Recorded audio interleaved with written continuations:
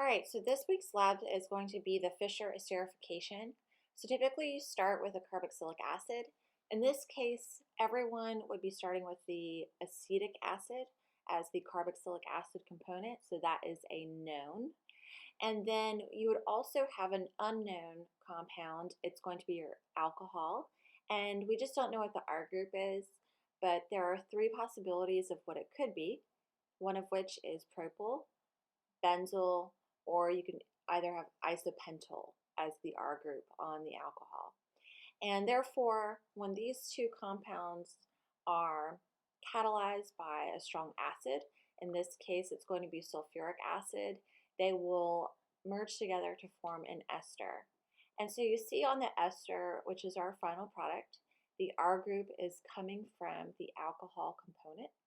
And based on what the ester is that you form, it will have a different smell. So some of the smells could be either peach. In that case, you would have formed the benzyl ester. When the R group is propyl, the smell of it is like a pear scent. And then if R is isopentyl, coming from isopentyl alcohol, the ester will smell like banana. And so, unfortunately, for those at home that are doing this lab online, you won't be able to smell the compound, but we will also be able to determine what our ester is based on its density. So these are known compounds, both the propyl ester, the benzyl, and the isopentyl derivatives. And so we can find their densities, and when we do a separation using our separatory funnel, we will be able to determine which ester we have formed.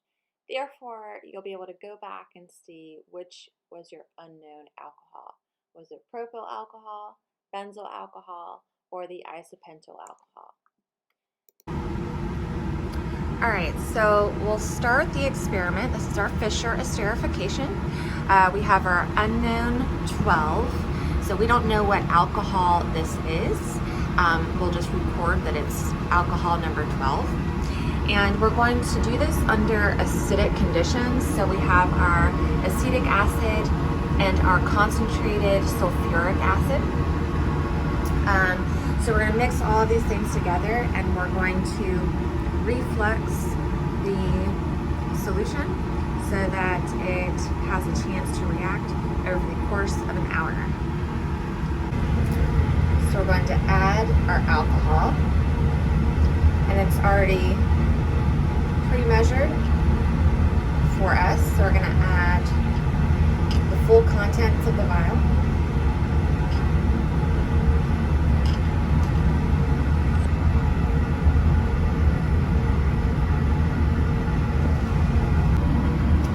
And we want to add acetic acid in a 1-to-1 ratio, and that comes out to about 2.75 milliliters.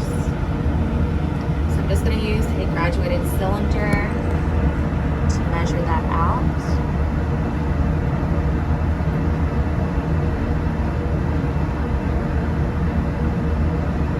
And we'll do our best that we can. So,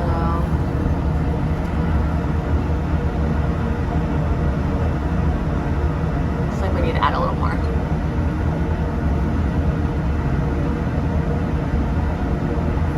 Tell me when to stop, Dennis.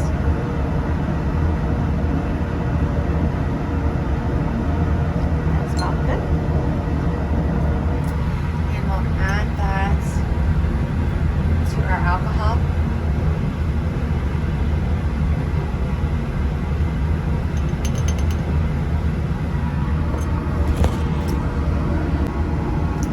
And we're going to add our sulfuric acid catalyst, and it says add about 0.25 milliliters. If you think about it, that's about a quarter of a milliliter. And I'm just going to use the rule of thumb that there's 20 drops approximately to 1 milliliter. So a quarter of 20, we'll just add 5 drops to our solution. And this is catalytic, so it will be turned over in the reaction.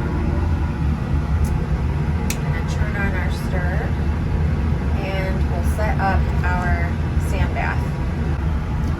got my little silver dish here. It's going to allow me to add sand to it. And when I lower that round bottom into the sand, I'll be able to fill it even more. And remember, the sand is the only thing that's transferring heat to our round bottom, so we want to make sure that at least the solvent level is covered with our sand. We're also going to make sure that we don't lose any of our reagents, so we're going to add a reflux condenser. And with this reflux condenser, we're going to add some tubes on the way in from our water tap. So the water goes into the condenser and out into the sink. And this will allow any vapors that start to rise to hit the cold condenser and cool back down to the round bottom.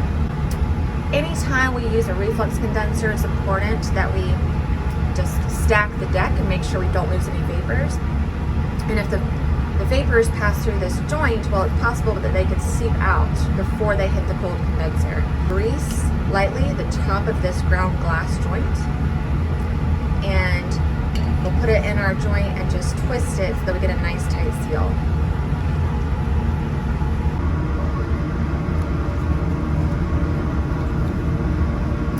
Just adding some grease to a little paper towel.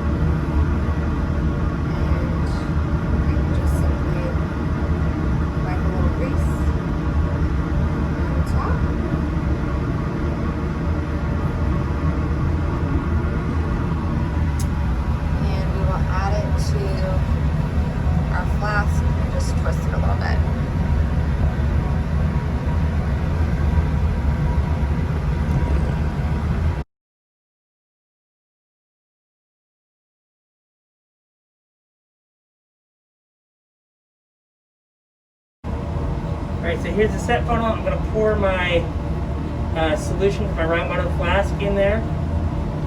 So what I want to do first is I want to wash it with water.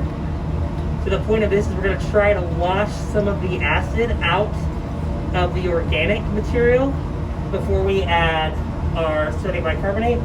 We got 25 mLs of water here. I'm going to rinse my round bottom flask with that real quick and pour that in. Right. You can see the two layers are forming. So I'm going to cap it, shake it, vent, let those layers separate.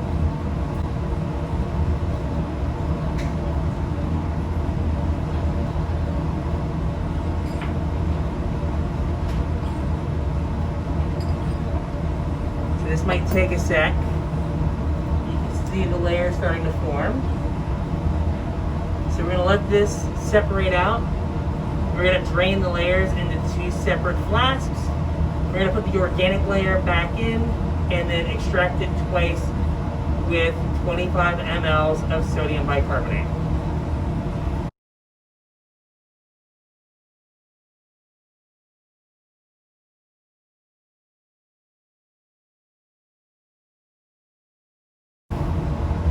Alright, so hopefully this is separated out enough. It's kind of hard to see, but that layer is right here. Okay, so we're going to drain that out. Alright, I took a little bit of the aqueous layer just to make sure I got all the organic stuff, because I'm going to put the organic back in. So you might be asking how you can tell if it's the organic layer versus the aqueous layer. Well, you know that you put in a lot of water, right? And you didn't have a lot of organic stuff. So it makes sense that the layer that is the biggest is going to be your aqueous layer. So I'm going to add the sodium bicarbonate.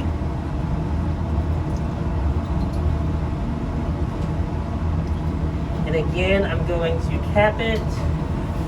I'm going to flip it over and immediately vent it. You can kind of hear a little bit of gas escape, hopefully. There you go. You can see some bubbles happening there. We're going to flip this over. Again, let this sit.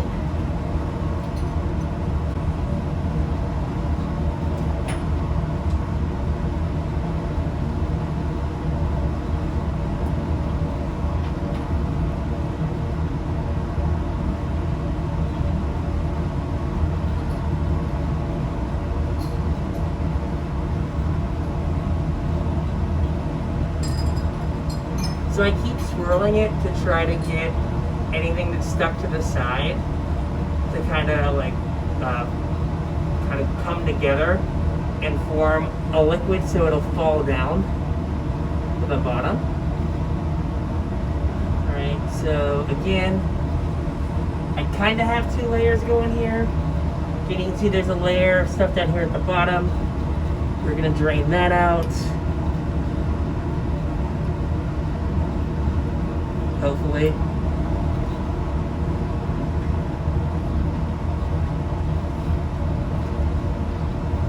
You can see the droplets coming together, but they just aren't kind of forming a good layer. They're kind of sticking to the side. I'm trying to get them to come together. Let's try again. No.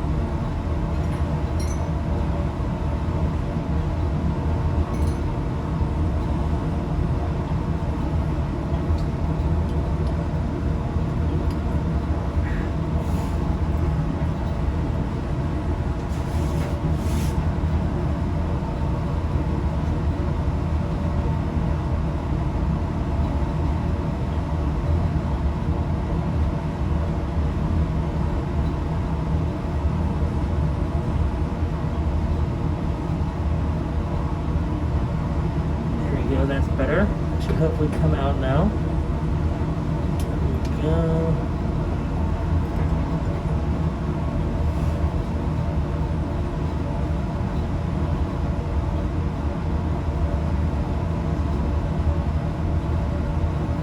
Okay, now we've got like a good layer at the bottom. We can drain that out. There we go. Drain out the aqueous layer, and then one more time. Do the extraction.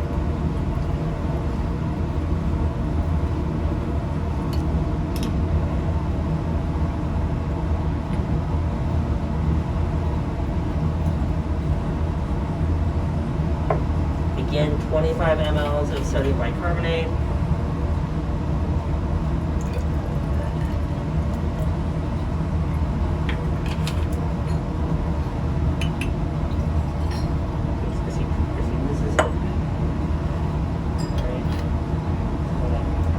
Over, vent, so it doesn't hiss nearly as much because we've gotten rid of most of the base. So I'm going to stop the recording here for a sec and give this some time to settle out so we get a good layer.